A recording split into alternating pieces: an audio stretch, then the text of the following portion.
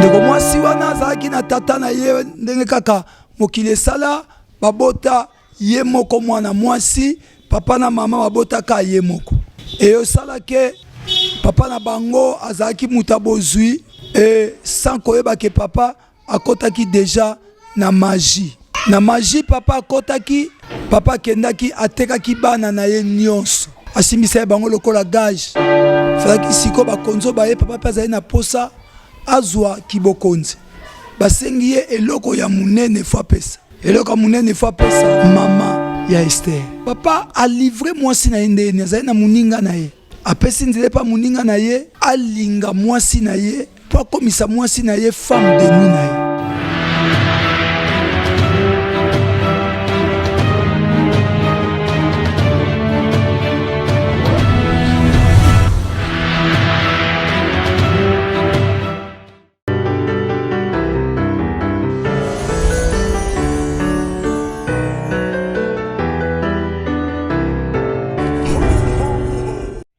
Balandi ya chaîne na biso Océan du Congo, balandi ya émission na biso Cri du cœur. Lelo tozo sala nabino elongo émission spéciale Cri du cœur. Et ça la kabobo mesanote nazana batnakat na plateau, mais lelo ko eza spécial Cri du cœur nazana ba invité na ngai oyo na ko présenter bino bango tout à l'heure. Mbote mingi na mama wangai partenaire privé tana lobaka boye eza keteke nazo flateye mais eza penda partenaire privé mawete abarita diki yaba mawete egonsuka rita mama nzambe apambola yo bisika ozali na de tous les temps mwana ya mama pe papa na ngai famille na nga mobimba famille dikiese bisika bozali foska dikiese na mwasi na ye nene na mubali na ye ana na mubali na ye ya mwasi na Kinshasa na bana nyonso kato na mubali na Canada bisika bazali to bosante kopesa famille lompinga nyonso mbote to bandi émission na biso Cri du cœur spécial Cri du cœur lelo na yambi alanga nzembo pena analyste moko alanga nzembo oyo ndeko lokwa mbote papa mbote mosali na nzambe mbote na profiter pe ko pesa ba nyonso bazolanda biso ba meilleur bisika bozali bonana ane asika na bike to kota gona Yesu donc tozana na chemin ya bien tozo kota bonane na Yesu donc makamboza bien bonane papa na biso analyste Guy boni papa malamu ndeko toza ya kosepela na ndenge nzambe abatelaki ya komisi biso tozokota deja na mbula ya sika na yango nazotonda ka nzambe pona opportunité wana parce que za grâce oya sali biso tozala ti lelo nde tozali bandeko bobengami na émission na biso Cri du cœur eza lisolo ya pasi sima nango tokotikala bino esika po bomeka moke ko tia commentaire to ko loba nini lisolo ya lelo eza lisolo eleli singai lisolo eleli singai lobi nazongaki 22h nazalaki na lingwala mpona koyoka lisolo oyo lisolo ya pasi eza ya ndeko moko ya mwasi kombo na ye Esther ndeko mwasi wana azalaki na tata na ye ndenge kaka mokili esala babota ye moko mwana mwasi papa na mama babotaka ye moko eyo salake papa na bango azalaki muta bozwi sans koyeba ke papa akotaki deja na magie papa akotaki papa kendaki atekaki bana na ye nyonso asimbisa bango lokola gage na magie bano nanu ya monite tangu Esther azokola papa azali na bozwi azali na 4 parcelles na Mbinza na Makampane na Lingwala place ozalaki lobi na Barumbu et puis na Lemba Esther mwana moko kaka botame pa tata na ye na maman na ye. Ce qui fait que bakendaki susu papa falaki tangu Mobutu akufi falaki siko bakonzo baye papa pazali na posa azwa kibokonzi basengi ye eloko ya munene fo pesa. Eloko ya munene fo pesa mama ya Esther. Sikoyo papa a livré moi si na ende ni azali na muninga na ye. Apesi ndile pa muninga na ye. Alinga moi si na ye pour komisa moi si na ye femme de nuit na ye. Donc abayebi ke basi ba konzi bazake sika bazomela papa kende voyage na poto muninga na ye bengisi ye bakene Esther bavandi babandi omela nzoka na kati na komela wana na esprit muninga na ye akoti na verre ya mama ya Esther. Mama Esther pa meli na ye koyeba te nini tipana a hypnotiser ye a komi mari de nuit na ye. A hypnotiser mama wana a komi mari de nuit na ye. Mama wana koma chaque fois soka lali azolota bazo sangana papa wana camarade ya mubene. Mubene ou te potoyer, ça fait après 2-3 ans maman na ye okufa. Mais maman na avant kufa ebi c'est Esther boy. Abi mwana ngomo nde nazo kufa boy. Na okufa pona papa na yo. Papa na sacrifier ngai pa muninga na ye.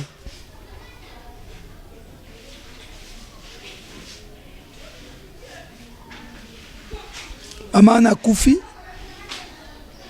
Mukolo bazo nommé ba ministre na mukonzo ya kisika na mboko. Tata na bimi pe ministre. Azaka na mwana moko wa mwasi Esther. Esther akoli na wabozunyo so papa. Mukolo moko azoleka na nzela akuta jeune moko. Je l'ai même dit ma sœur nzamba lingi atininga na biso kaza na posa nao. Masaozo le kana lingwala na aketi. Akomi boye muté amu etindie linga. Ayambisi Esther Yesu. Tobombi église. Pour abato bombe église. Esther ayambi Yesu akandi ko kende église, abandi ko kende église, abandi ko kende église. Papa ye bato papa kena na musala ba voyage. Mais Esther a oumeli pe na losambo mois 6 mois 8 mois et comme il faut pas kende retraite. Na place à retraite, il faut pas kende retraite. Oui ba no babota ma bango moko na lolendo ndengaza. Et papa, je vais me retraiter quelque part. Et je ne vais pas kandengwan. Et c'est là qu'il y a le sambo. Quand il retraite, banda prière. Bisoto ba charismatique indeko. Molimo mo santo e bandi ko sala. Tango bandio sala e bandio loba. Esther papa na yo na ndaku na bino boye.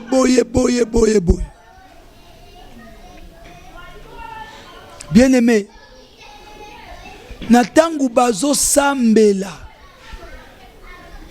bakenda luzizila retraite à 3 jours. Na tangu bazo sambela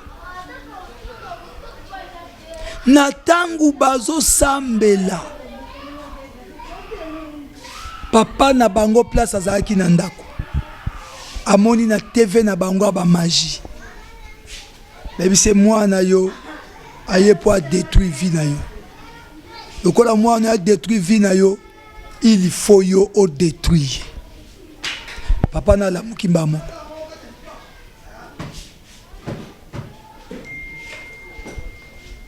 Na tongo nango Esther azongi kozonga ozonga papa na yabetle liso na betya bando menase outi wapi outi na zamba moko ezala kuna outi koluka nini ozanga na ndaku nini ezozanga yo ale deyozana ale sort de ma maison kende mwana moko kaka wana ya mwasi.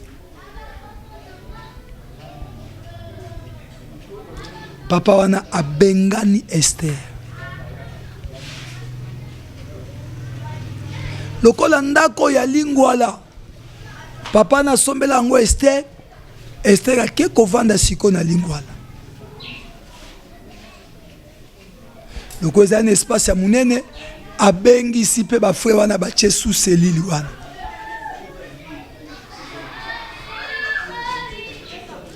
Losambo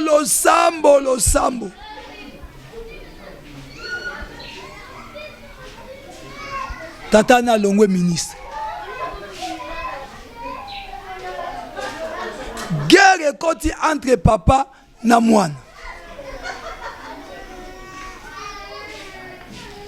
Guerre makasi ekoti na famille. Papa ye na lingwala abuki biloko nyonso oyo bato église bachaki batongaki abuki abimisi ba locataire nyonso atie ba soda abengani Esther alobi ozali su mwana ngate. Esther asala nini?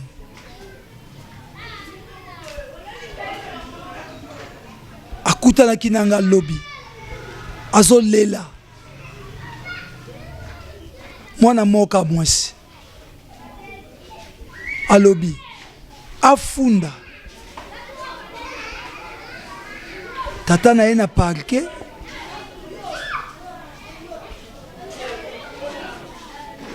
ou bien asani tata bengani. Mais lupangu wana asombelaka Esther eza na kombo Esther makamte eza na kombo Esther mais tata abengani pour mwana komo sambela a découvrir vérité. Afunda to afunda te asala nini lokwa découvrir vérité à papa na ye. Bino balandi bolandaka biso bolandaka cri du cœur numéro na biso ezana Sylvie Etumba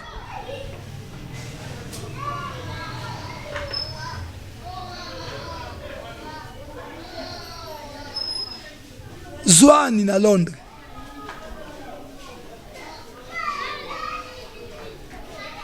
Maman Cécile na Londres Alain Koy na Londres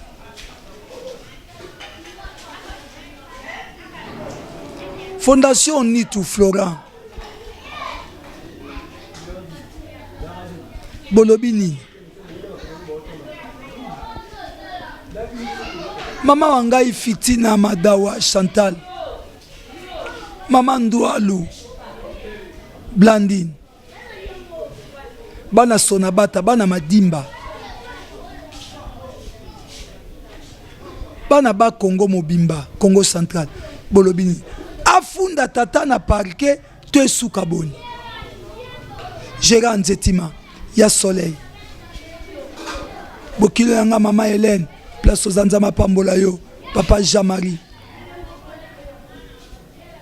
famille Dikese tolobini mama Mami Meza tolobini toyo kananu bandeko na biso obaza lisolo mwana asala nini papa Lokwa mwana asala nini.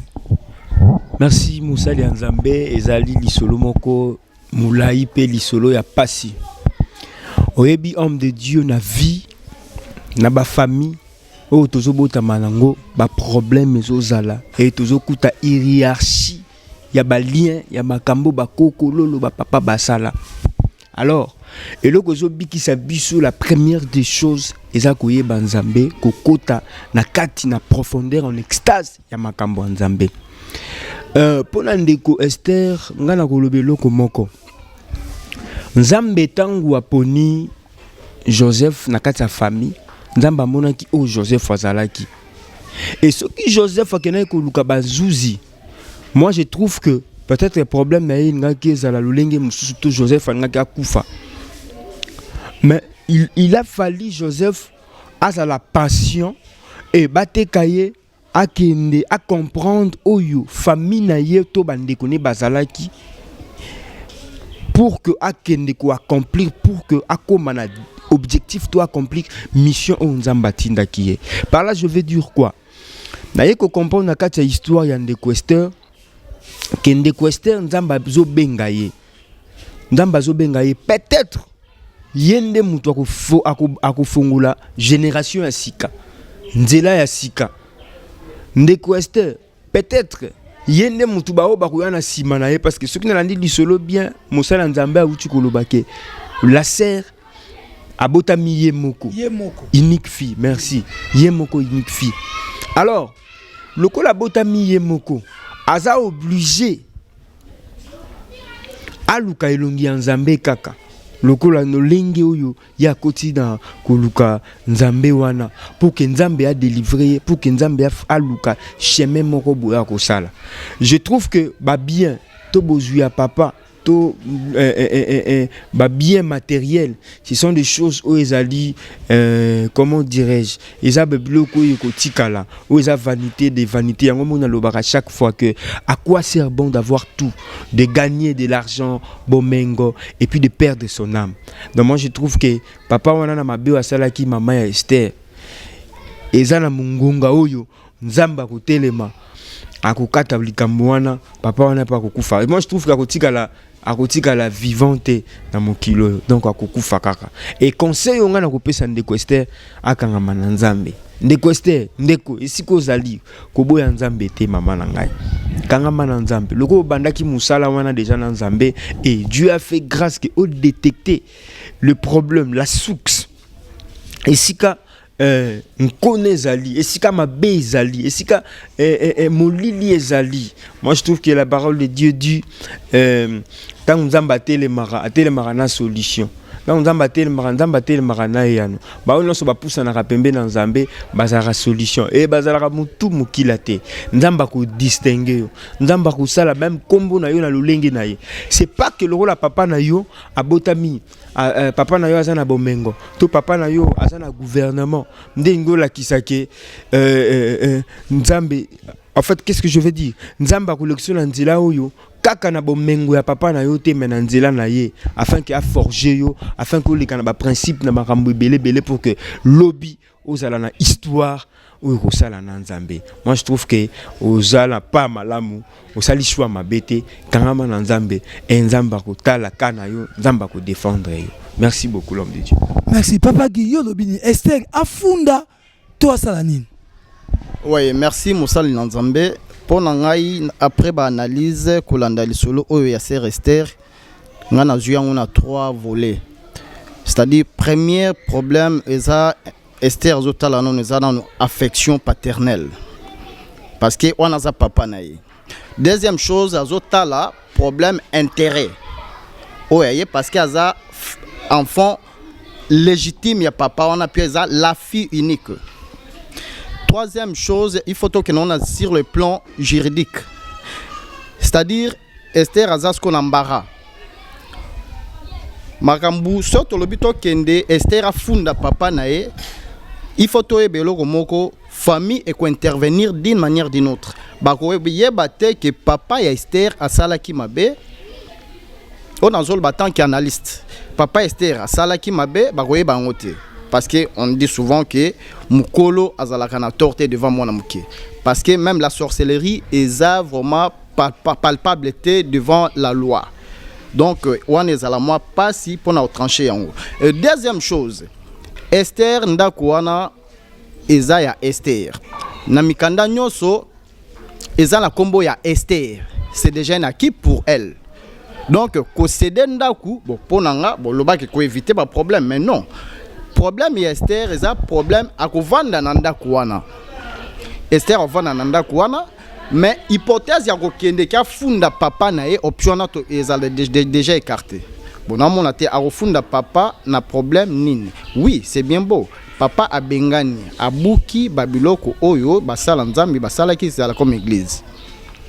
Mais a bengani soki ko bengana mwana Esther a kokota na opposition na papa na ye sur le plan wana ya ba intérêt parce que Esther jamais a ko bimana ndako si longtemps azana mikanda légal au papa na sombela ndako. Mais problème moko ezala que même Esther a bimité soit a ko se réfugier quelque part mais il faut à demeurer toujours na sia makolo nzambe ya basali na nzambe asambela toujours ndenge bande ko sambela to ebi biso nyonso ke molili na lumière et qu'on va la place mon côté mais comme nous sommes des victorieux to yebi que lumière et qu'on soit toujours suprématie les la ténèbres c'est-à-dire Esther a demeuré toujours na kosala nzambe na kobondela a ko changer peut-être la situation où ils allaient car moi je sais la Bible dit que crois au Seigneur Jésus-Christ tu seras sauvé toi et ta famille. Moi je pense que à partir ya Esther ma bonne deli Esther a quoi peut changer ma donne nzambe ko sala ka Esther ko changer peu vision ou bien ma kanisia ma be ya papa na. Je pense que ponanga dans un premier temps c'est ça c'est que Esther peut faire. Donc assemble toujours à demeurer à papa na ma bonne deli à luka okata ba lien familial et puis c'est possible à quoi ko sala à quoi arriver. Merci papa na ngai mais bino boyoki passion nga na sai na ngolobi na Esther te. Moi na koli na kibokonzi akoli na vie moko mais papa na ye abengani ye ambare ya shwandengo lobi debo lobi awa ndeko asala nini Fariana ma fille fondation Believe Fariana ma fille olobi nini aya Esther afunda papa to afunda te Fariana ma fille olobi nini ndeko koko pesa batumi balembote po kuna osima ya machine baza koloba nanga ke tango ekoki déjà. Merci beaucoup l'homme de Dieu.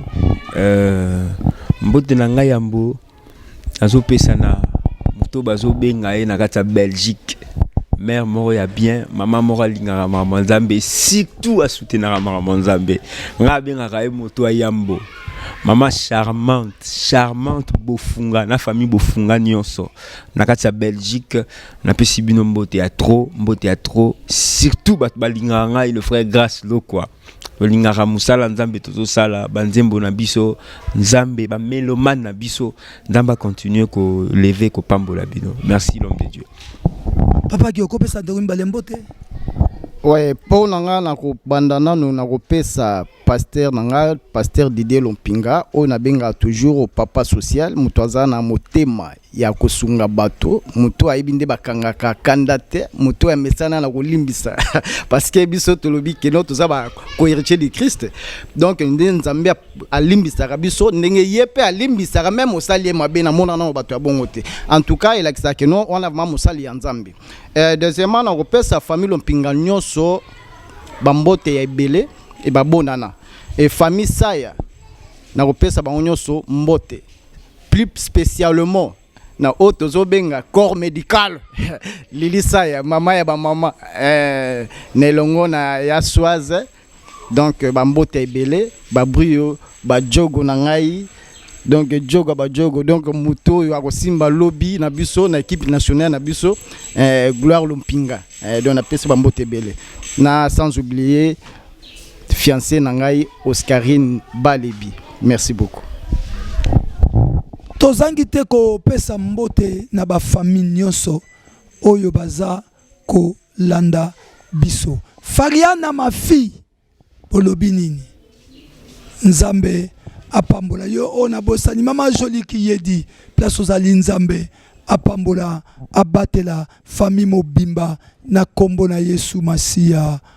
benga biso pour la réaction na yo 09 98 74 29 07. Bye yo.